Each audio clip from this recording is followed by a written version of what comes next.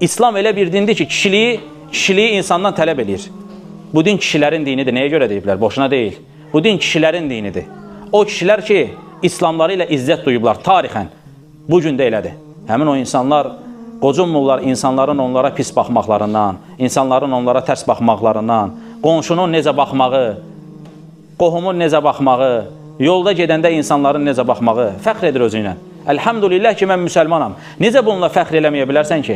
Allah Azza və Cəllə sənə pis-pis baxan insanın həyatında yüzlərlə mundarlıq var. Amma Allah səni təmizləyib, Allah səni zinadan qoruyub. Necə ola bilər ki, sən boynumu bükük gəzəsən, utanasan, lakin başqa insan, izzətsiz olan, nə desən var adamın həyatında, o sənə pis baxır deyə sən utanasan. Gör necə insanların həyatları alt-üst olub.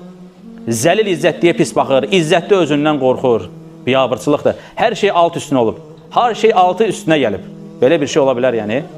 Əgər insan Allahın onu izzətləndirdiyi şeylə izzət tapmayanda belə olur. Allah insanı zəlil eləyir.